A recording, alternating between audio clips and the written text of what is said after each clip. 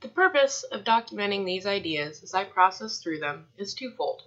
On the one hand, I know that my own logic is, as with all humans, inherently flawed by emotion, experience, circumstance, and many other factors.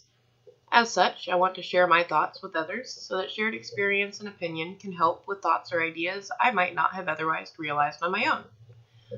On the other hand, I have a very convoluted way of thinking. One could almost call it disorganized. And so when I'm trying to unravel complex ideas that I have come up with but do not fully understand myself, it is helpful to create various mediums that reflect the ideas I am trying to understand and express. As such, I will often write, draw, or record my ideas, often in a rough fashion that may not be considered polished or presentable. Please understand, I mean no disrespect when I say I do not produce my art for the purpose of conforming to what my audience will understand. I do not profess to create educational or literary materials, only creations reflecting the processes and ideas floating through my own mind. I apologize if I give the impression that I claim some wisdom or understanding of the greater concepts and challenges of our existence. I merely wish to share my journey of attempting to understand them myself in a public forum where any who wish to observe that process may freely do so without having to create any personal attachment to the entity behind the ideas. That being said, I proceed to lay forth my innermost workings and imaginings, and I hope that if you choose to observe them, that you will take from them some enjoyment and perhaps questions and ideas of your own. Thank you. Throughout history, the scientific method, or the tool set or rulebook by which we evaluate our environment, our existence, the how and why of everything, has been a subject of debate. In the 20th century, the method itself was reevaluated and debated extensively as intellectuals attempted to determine what the actual purpose of science should be and the most effective and accurate means of determining the answers. In one frame of thought, Plato distinguished the realms into two distinct categories, the visible and the intelligible. He asserted that the intelligible could be defined as absolute knowledge or truths which could be discerned through logic, math, and geometry, whereas the visible, tangible world in which we exist is by definition imperfect and as such can only be observed as illustrations of the inalterable truths. Later, Aristotle would argue that the forms in our natural world, those things with which we could interact, and as such measure, were in fact the portal through which we could gain an inexorable insight and understanding into the laws and workings of nature. In essence, however, both of them sought to observe nature and as such identify a strict set of rules that determined the cause and effect of everything in our natural world. Later still, Newton would restructure this idea of evaluating our existence through science by asserting that only when it could be assured that no variation in circumstance would alter the result of a given cause, could that cause then be attributed to the effect. This forces the concept that something cannot be proven until you can prove that you cannot disprove it. This idea completely restructures the way one approaches the scientific method and their evaluation of their environment. Moving back into the 20th century, during the 1940s to 1960s, scientists became more certain that while a given rule may have been true at point A, at point B it may no longer be the case. As scientific knowledge expanded and technology advanced, and we developed the ability to observe and measure more of our known world, it became apparent that the solutions being found were merely extensions of ideas, proving or disproving an asserted hypothesis as to why. This progressed into an idea that the number of absolute truths or answers that can be discovered are limited only by the number of questions that can be conceived. Once a specific question has been determined, one can proceed with forming a hypothesis which they can then prove is unable to be disproved.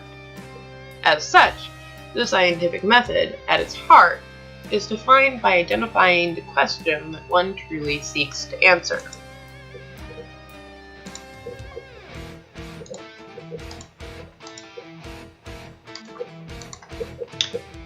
As of 2016, There are over 350 million people in the world who are diagnosed with depression.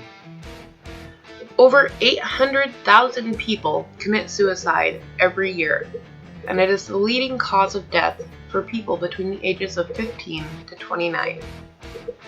On average, there are over 4,300,000 intentional murders worldwide, not including casualties of war, every year.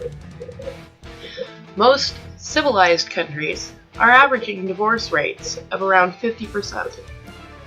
According to a study done in 2012, roughly 40% of the babies born in the world were unintentional or unwanted.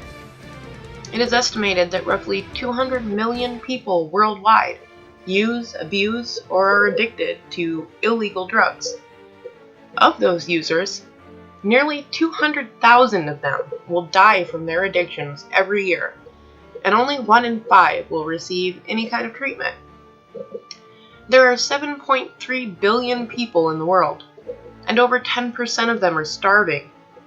Even in developed countries, 5% of the population is reported as going hungry every year. At least 80% of that 7.3 billion people are living on less than $10 a day. UNICEF reports that almost 22,000 children die from poverty-related causes every day. 1 in 3 children in developing countries will grow up without shelter. In the United States, over 500,000 individuals are homeless on any given night. So what is the point of all of these morbid statistics? The point is that humanity is not happy. We are not content. We are not even surviving. We are killing ourselves from the inside out, and we have the resources to prevent it, but we choose not to. Humans, by nature, would appear to be unwilling to choose the course of action that will be most beneficial to the greater good, regardless of the sacrifice to that greater good if they choose a different course of action. Instead, we are ultimately willing to do whatever we think will get us to the goal of success that we are striving for. The ends will justify the means. Try as we might to change it, history has shown us this is simply how we live. Considering this, we find ourselves faced with the question of why are we so unhappy? Especially considering so many people, by means of these costs to the rest of the world, have achieved the goal they set out to reach, and yet they never seem to be any more content than everyone else. So often we hear the platitudes of money cannot buy happiness, and yet we cannot seem to change our course of making selfish choices to further our own gain and purpose. Based on this line of reasoning, the question I have arrived at is this: how can humans achieve a working model for achieving contentment while utilizing the natural inclination for self-preservation and selfishness that drives so many of our decisions? Or, perhaps more accurately phrased, what is hindering us in our pursuit of finding satisfaction in our reason for living? Why is it that we are so unwilling to accept that the sole purpose of life may simply be to live? How can we assure that we will all have the opportunity to experience our lives in a way that is satisfying and fulfilling? More importantly, how can I? Because truly, isn't that the only question that really matters to me?